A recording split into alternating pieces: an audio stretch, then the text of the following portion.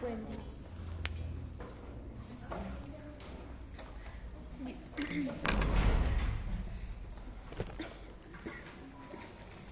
Estamos con el otro órgano que está situado a nivel del cuello, formando parte del suelo del triángulo muscular, no solamente del triángulo muscular, sino también del triángulo carotídeo. Lo hemos mencionado en varias ocasiones al hablar de las ramas de la arteria carótida primitiva, carótida interna, a este órgano, ¿no? Faringe. Bueno, ¿qué habíamos indicado de la faringe? La faringe no es más que un órgano que está a manera de un vestíbulo encargado de distribuir el aire o bien los alimentos que nosotros ingerimos a través de la cavidad bucal. La faringe tiene la forma de un embudo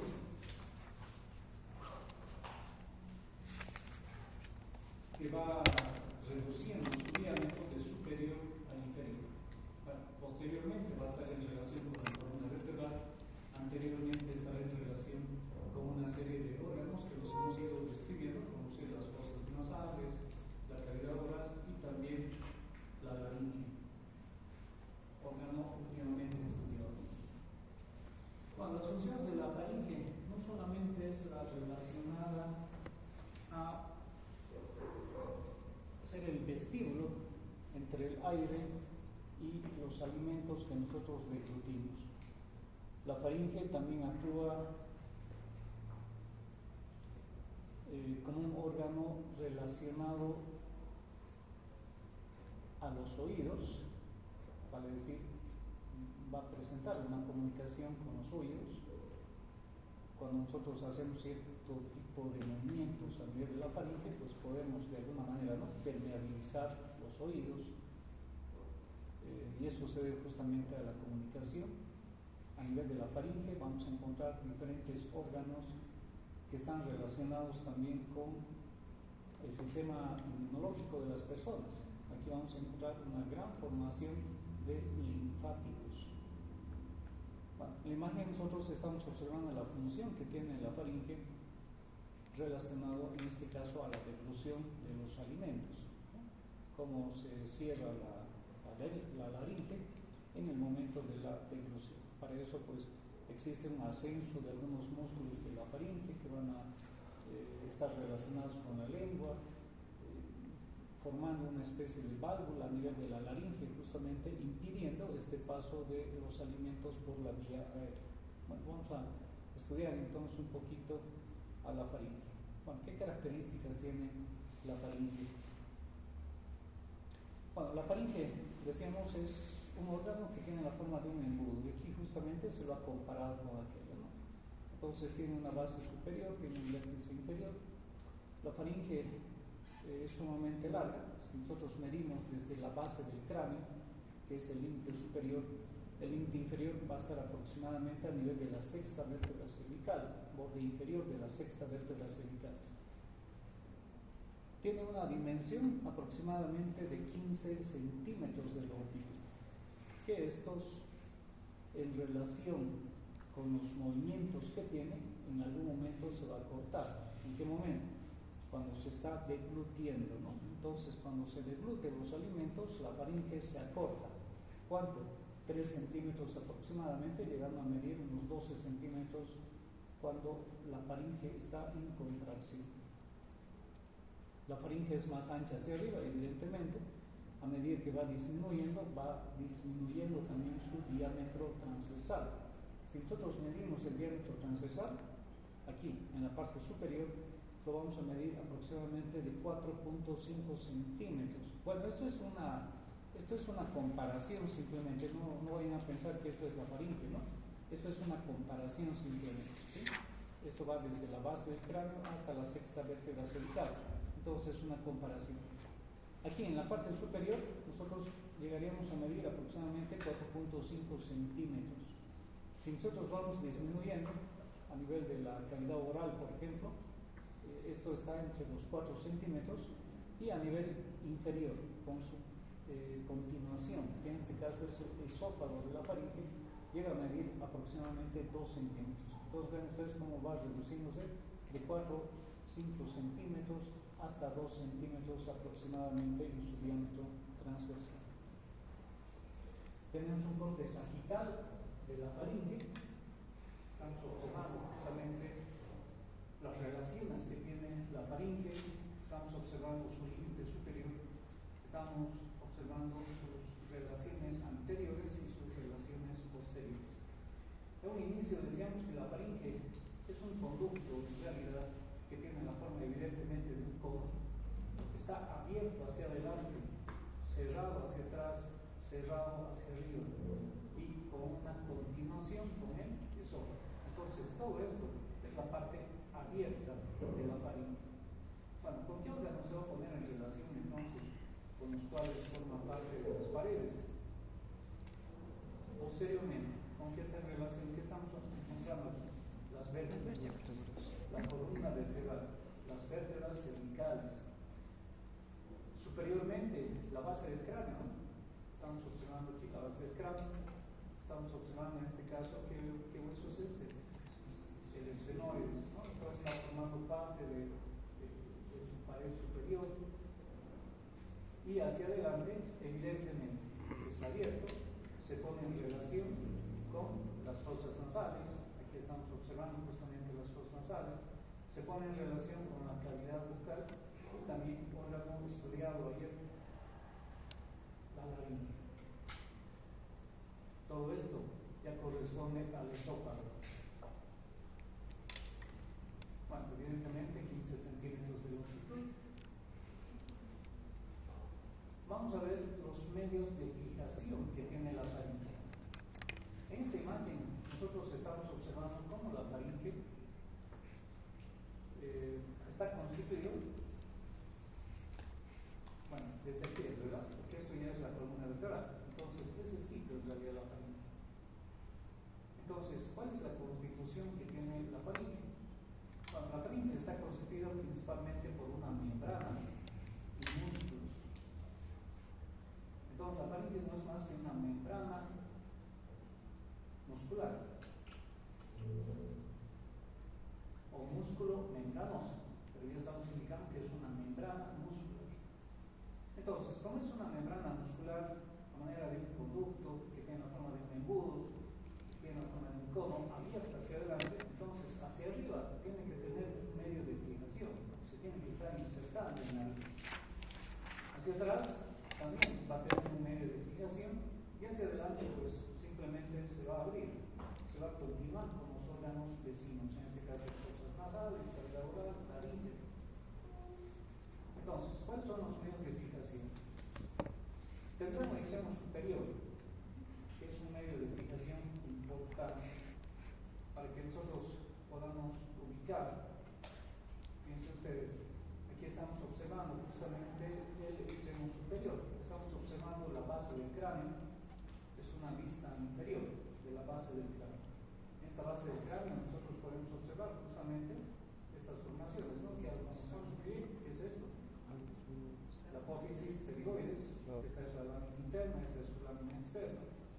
Estamos observando la trompa de Eustaquio, estamos observando la apófisis basilar, estamos observando el tubérculo faríngeo y habíamos indicado que hay unas pequeñas crestas, ¿no? Crestas faríngeas justamente, unas anteriores musculares y otras posteriores también musculares, pero también nos sirve para la inserción de este órgano, en este caso la faringe. Estamos observando, ¿qué es esto? El orificio inferior del conducto carotídeo. Bueno, entonces, esto es el peñasco, esto es el hueso esfenoides, principalmente la apófisis pterigoides. Hay una pequeña formación, ¿no? Justamente está por aquí. Importante en este caso, que no es más que la espina del esfenoides. Bueno, entonces, ¿qué pasa con nuestra faringe? Nuestro extremo superior. Vamos a hablar de la membrana. Sobre la membrana se apoyan los músculos. Entonces, esta membranita que tiene la misma forma de toda la faringe, vale decir de un cono, pues tiene un extremo superior que se está insertando justamente, empezando, ¿de dónde?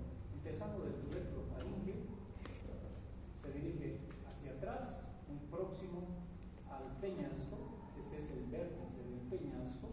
Fíjense ustedes, ¿por delante de quién? por delante del orificio del conducto carotídeo o delante del orificio, pasa lateralmente a la trompa de Eustaquio hasta llegar a dónde?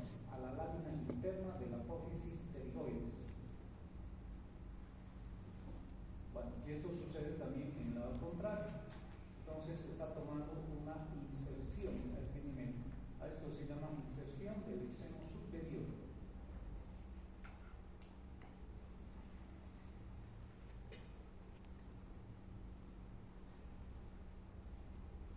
¿Qué pasa luego con nuestra faringe? Bueno, ya se ha insertado hacia arriba, no hay que olvidarnos de la espina del esfenoides, ya ha tenido su inserción a este nivel. A medida que va hacia atrás, se va a relacionar con la columna vertebral, con los cuerpos de las vértebras cervicales, hasta la sexta vértebra cervical. Y está separada justamente por una fascia que se denomina fascia prevertebral.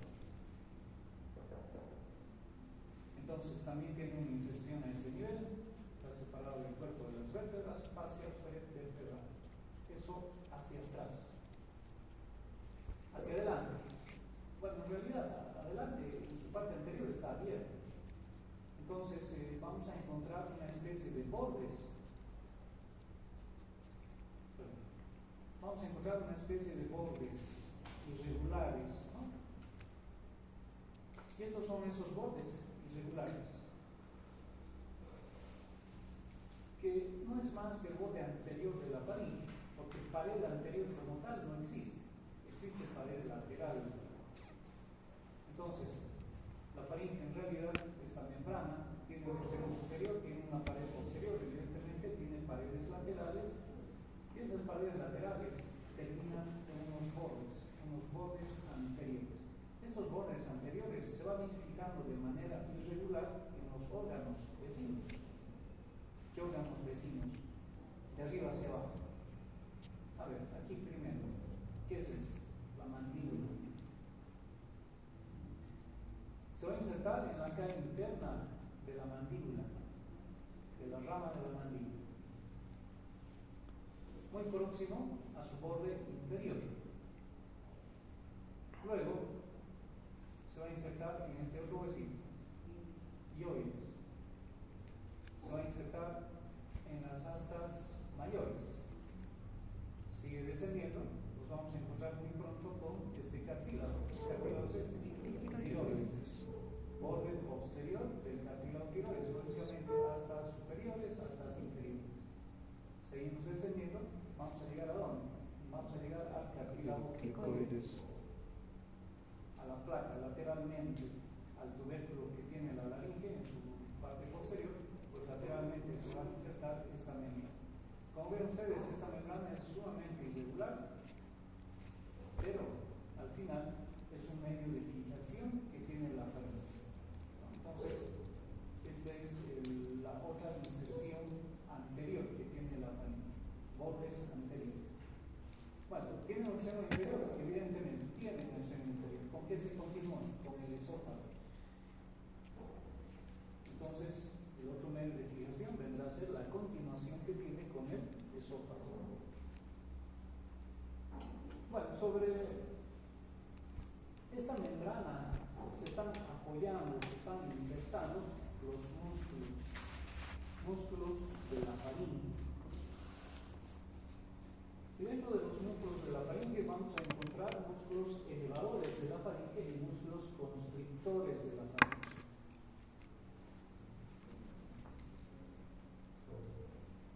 Dentro de los músculos elevadores de la faringe tenemos justamente el músculo estilofaringeo, el músculo salpingofaringeo y el músculo palatofaringeo, que en realidad lo hemos mencionado a nivel de la cavidad bucal, ¿no? Como formando parte del pilar posterior, el que está relacionado justamente con la faringe.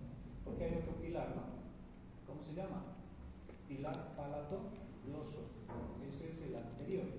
Este lo está relacionando con la cavidad bucal y este lo está relacionando específicamente con la faringe. Entre ambos vamos a encontrar la amígdala palatina, habíamos indicado, ¿no? Bueno, este es el pilar palatofaringeo, constituido íntegramente por este músculo que forma parte del velo del paladar, pero que a su vez también eleva la faringe, ¿sí? Músculo palatofaríngeo. El salpingofaríngeo es un músculo pequeñito, en realidad también que forma parte del velo del paladar y también va a elevar la faringe. Y el otro músculo estilofaríngeo va desde la fosa estiloides hasta confundirse con la faringe. Todos estos músculos en realidad se están confundiendo con la parte superior de la membrana de la faringe. Se están fijando justamente en ese esqueleto que forma la membrana faríngea. Por debajo de esa membrana nosotros vamos a encontrar tres músculos que van de superior a inferior y se llaman músculos constrictores de la faringe. Uno entonces es constrictor superior, constrictor medio más pequeñito y el constrictor inferior que es mucho más grande. Estos músculos constrictores tienen la función de cerrar, estrechar la faringe en el momento de la deglución para que el bolo alimenticio pueda circular de superior a inferior, mientras que los otros están relacionados con la deglución. Los músculos elevadores de la faringe están relacionados con la deglución, vale decir, cuando nosotros pasamos de la cavidad bucal del bolo alimenticio, la faringe se eleva y el bolo alimenticio ingresa con mayor facilidad a la faringe. Una vez que ingresa a la faringe, entonces este bolo alimenticio es transportado hacia la parte inferior, no solamente por gravedad, sino también por la acción de estos músculos constrictores. Bueno, ¿cómo se van insertando estos músculos constrictores superior, medio, inferior? La inserción es bastante sencilla. Los músculos constrictores van a estar en relación con los elementos que se encuentran vecinos. Constrictor superior, ejemplo. Constrictor superior se va a insertar a nivel de la base o del orificio superior de la faringe. Entonces, nuevamente vamos a tomar aquí en relación a la apófisis pterigoides, el tubérculo faríngeo, para decir donde se está insertando esa membrana en su orificio superior, pues también toma inserción el músculo constrictor superior. Desde aquí, el músculo constrictor superior se dirige hacia atrás y va a formar una especie de rafe con el lado vecino, ¿sí? Un rafe. Esa es la inserción terminal. El constrictor medio, que es el más grande, el constrictor medio toma inserción en estos elementos que están principalmente relacionados con los cartílagos de la laringe, hueso ioides, cartílago tiroides y también cartílago cricoides. Es el más grande, el músculo constrictor medio. Lo mismo, desde estos lugares, estos músculos o este músculo se va a dirigir hacia la línea media para formar el rafe medio también. Finalmente, el constrictor inferior muy pequeñito va a tomar inserción a nivel del cartílago cricoides y desde aquí se dirige hacia la línea media igual para formar su rafe, ¿no? Entonces, en toda la línea media se va a ir formando un rafe, ¿sí? Que no es más que la unión del músculo del lado izquierdo con el del lado derecho, músculos constrictores. Cuando estos músculos se contraen, pues van a estrechar la luz de la faringe, permitiendo el paso del bolo alimenticio hacia el esófago. Constrictor superior, constrictor medio y constrictor inferior. Bueno, vamos a ver ahora las relaciones que tiene la faringe. Bueno, la faringe, al ser un conducto, se relaciona hacia atrás con la columna vertebral que habíamos indicado. Adelante está abierta, se va a relacionar con los diferentes órganos de las fosas nasales, la vía oral, la línea, y lateralmente va a estar en relación con este paquete, el paquete vasculo-nervioso del cuello. Este paquete vasculo-nervioso del cuello, su relación principal será justamente la arteria carótida primitiva y carótida interna. Luego el nervio neumogástrico, la vena yugular interna, y hay otros nerviositos, ¿no?, que van acompañando justamente al paquete vasculo-nervioso, sobre todo en su parte más superior, que también se llama cefálica, y la otra parte se llama cervical propiamente. ¿Qué nervios, por ejemplo? El hipogloso, ¿no? Otro nervio que va a ir acompañando un poquito más inferiormente será el espinal. Tendremos al glosofaríngeo, que también va a estar acompañando en la parte cefálica, ¿no? Nervios principales que van a estar acompañando y que están en relación con la pared lateral de la faringe. Este espacio se llama espacio laterofaringio, ¿no? Y cuando hemos hablado de la arteria carótida inferior, por ejemplo, hemos indicado que está relacionado con el espacio laterofaringio. Bueno, ese espacio laterofaringio está formado entonces por las paredes laterales de la faringe. Bueno, aquí estamos viendo un corte transversal, justamente, ya de diferentes órganos. Un poquito inferior, ¿no? Todo esto. Fíjense ustedes que estamos observando la tráquea, estamos observando el esófago, la glándula tiroides. Ese es un corte bastante inferior, representando la continuación que tiene la faringe con el esófago. No que olvidamos de que alejadito de estos órganos, pues vamos a encontrar a los músculos laterales del cuello, el músculo esternocleidomastoideo, los músculos linfayureos, los músculos escalenos, que van a estar relacionados. Pero este es un corte bastante inferior, como les vuelvo a repetir. No estamos viendo la faringe como tal.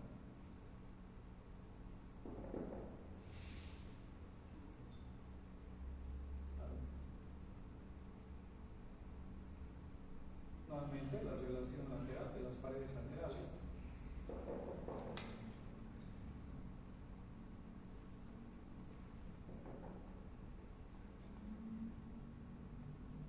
Nervio hipogloso, nervio glosofaringeo, arterias carótida interna y carótida primitiva.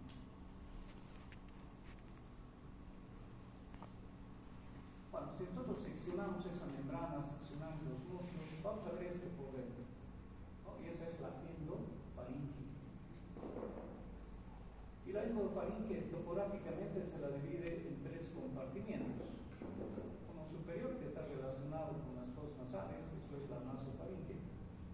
Otro medio, que está relacionado con la cavidad oral, la orofaringe. Y otro inferior, que está relacionado con la laringe, la laringofaringe. O también se llaman suprafaringe, mesofaringe e hipofaringe.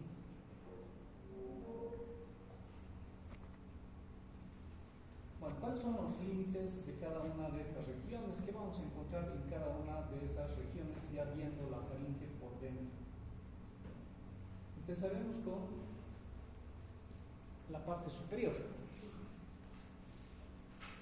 con la nasofaringe o la suprafaringe. Bueno, si nosotros observamos todo esto, vamos a poder ver que es una cavidad perfectamente delimitada. Va a tener una pared superior, va a tener una pared inferior, va a tener una pared posterior. Tendrá paredes laterales, evidentemente es todo esto. ¿Qué no vamos a encontrar? Pared anterior. No encontramos pared anterior, pero sí encontramos el resto de las paredes. Bueno, en cada una de esas paredes nosotros vamos a ir observando, primeramente, en la pared superior, que va a estar constituida por la base del cráneo, vamos a encontrar unas formaciones linfáticas, ¿no? Que tienen aproximadamente unos 20 milímetros de longitud, y son dos, uno derecho y otro izquierdo, inmediatamente relacionados con la cara o cara inferior del cuerpo del esfenoide. ¿Cómo se llama? Amígdala faringea. Entonces aquí en la pared superior nosotros vamos a encontrar unas formaciones linfáticas que se llaman amígdalas o tónsilas faringeas. Esta pared superior es bastante cortita y se confunde generalmente con la pared posterior. La pared posterior está en relación con las vértebras cervicales, con las primeras, ¿no? El atlas y el axis. Su pared inferior está constituida, fíjense ustedes, no es más que una línea que está en relación con la apófisis palatina, la porción horizontal del palatino, ¿no? Entonces una línea imaginaria pues va a trazar justamente esta pared inferior. No tiene ningún detalle, simplemente es la línea imaginaria. Las paredes laterales, ¿qué tienen las paredes laterales? Y aquí estamos observando lo más importante en realidad de esta pared, que es la presencia, y por eso se ha dibujado esto, ¿no? ¿Qué es esto? El oído interno, el oído medio. Entonces, el oído medio está desembocando justamente a través de este conducto, que no es más que la trompa de Eustaquio, en las paredes laterales de la nasofaringe. Entonces, aquí nosotros vamos a encontrar el orificio de desembocadura de la trompa de Eustaquio. Y vean ustedes, ese orificio está limitado justamente por un pliegue. Ese pliegue se llama pliegue salpingofaringio. Y por detrás de este pliegue salpingofaringio nosotros vamos a encontrar unas pequeñas formaciones que también son linfáticas y se llaman tónsilas tubáricas. El orificio está delimitado por una depresión, o sea, está en una fosita ese orificio. ¿Y cómo se llama la fosita? La fosita de Rosenmüller. Entonces, fosita de Rosenmüller, pliegue salpingofaringio y tónsilas tubáricas. Entonces, se fijan ustedes, en realidad estamos encontrando varias formaciones linfáticas relacionadas con la nasofaringe. Estamos encontrando unas superiores, estamos encontrando unas que también se encuentran en las paredes laterales, y como vamos a ver en la orofaringe también aquí hay formaciones linfáticas, ¿no? No se olviden de la lengua, en la parte posterior, por detrás del surco terminal, encontramos las tónsilas linguales, ¿no? Entonces, tónsilas linguales, tónsilas tubáricas, tónsilas faringias, son varias formaciones linfáticas que están rodeando a estas cavidades, ¿no? ¿Por qué será esto que existe tanto a nivel de las fosas nasales, a nivel de la cavidad oral? Justamente para, de alguna manera, filtrar algunos elementos que pudiesen ingresar por las fosas nasales o bien también por la cavidad oral, ¿no? Hay toda una cadena ganglionar, toda una cadena linfática. Bueno, nada más de la pared lateral. Entonces, elementos que estamos mencionando. En la pared superior, la tónsila faringe. La pared lateral, sí tiene muchos detalles. La pared posterior, simplemente la relación con la columna vertebral. La pared inferior no es más que una línea imaginaria. Y pared anterior en realidad no existe. Es simplemente la comunicación con las fosas nasales. Nada más.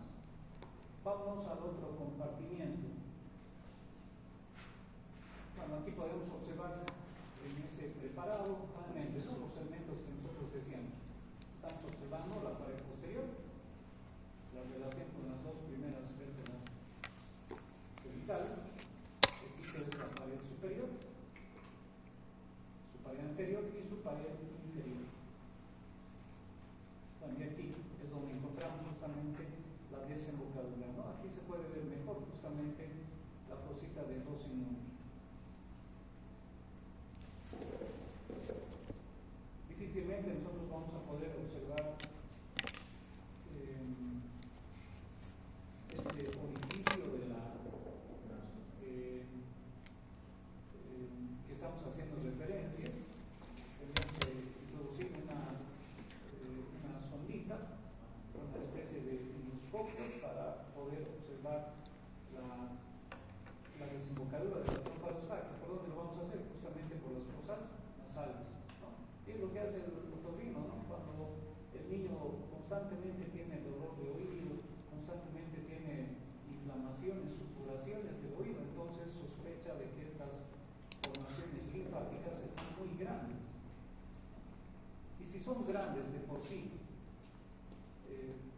cuando hay una inflamación o un resfrío, entonces se van a inflamar mucho más, cerrando la comunicación o el orificio de la trompa de Eustaquio. Entonces no va a haber un intercambio de aire entre la cavidad timpánica y las fosas nasales. Entonces, ¿qué va a aconsejar el médico? va a aconsejar extirpar las tónsilas tubáricas, ¿no? Y cuando extirpan las tónsilas tubáricas, generalmente también extirpan las tónsilas palatinas, ¿no? Lo hacen en simultáneo, sacan las amígdalas palatinas como también las tubáricas. Bueno, nada más de la nasofaringe. Vamos a la orofaringe. Bueno, la orofaringe no es más que una cavidad o un espacio medio de la faringe que vamos a relacionar con la cavidad bucal. ¿Cómo está limitada? Superiormente, la línea imaginaria, ¿no? Que parte de la apófisis palatina. Inferiormente, vamos a encontrar el borde superior del cartílago epiglotis y la base de la lengua, inferiormente. Lateralmente, ¿qué vamos a encontrar en las paredes laterales de la orofaringe? Bueno, en realidad aquí no vamos a encontrar mayor detalle. Nosotros observamos justamente esto. Es esto lo que nosotros vamos a observar. Es esto lo que vamos a apreciar, ¿no? Esta es la faringe y esto es lo que nosotros veríamos en la pared lateral. ¿Qué es esto? Este es un pilar. Este es el pilar palatofaringeo. Este es el pilar palatofaringeo. Este es el orificio orofaringeo. Por aquí nosotros podemos observar la pared posterior. Es esta la pared posterior de la faringe. Bueno, esa pared posterior va a estar en relación con las vértebras cervicales, la tercera, cuarta, quinta, ¿no? Entonces aquí van a estar la relación con esas vértebras a través de la pared posterior, revestido justamente por la mucosa faringe. Pero en las paredes laterales lo único que nosotros vamos a observar es justamente el pilar palatofaringeo. Y hay que tomar en cuenta que por delante del pilar palatofaringeo pues se encuentran las amígdalas que normalmente no se ven, y si se ven después de la pubertad quiere decir que nos van a traer problemas seguramente. Hay que tomar en cuenta que por delante de esa amígdala palatina vamos a encontrar el pilar palatogloso, ¿no? Entonces, detalles de la pared lateral de la faringe, nada, casi, ¿no? Solamente este pilar, el pilar palatofaringeo.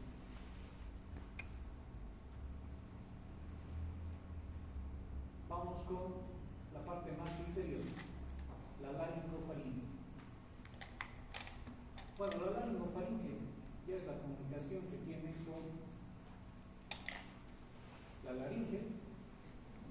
Ayer hemos hablado bastante de este órgano, de la laringe. Hemos indicado que superiormente a los pliegues vestibulares vamos a encontrar la supraglotis, y esto es justamente parte de esa supraglotis, ¿no? La comunicación que tiene con la faringe. Bueno, límites. Hacia arriba, tiene el límite justamente constituido desde el cartílago epiglotis hasta la base de la lengua, e inferiormente no es más que la continuación que tiene con el esófago. Paredes laterales, no hay nada relevante, pero sí su pared anterior. Y su pared anterior, pues vamos a encontrar justamente este cartílago, el cartílago epiglotis. Más inferiormente vamos a encontrar los cartílagos. ¿Qué cartílago? Cricoides y adenoides, ¿no? Y entre ellos un pequeño espacio que es justamente el que está comunicando con quién, con la laringe. Bueno, espacio laringofaringeo, ¿no? Por aquí pasa el aire, por aquí pasan los alimentos. Este cartílago desciende, como hemos visto en una anterior imagen, desciende para cerrar este orificio. Pero no solamente es eso, ¿no? La faringe se eleva y esto desciende, ¿no? Cuando se produce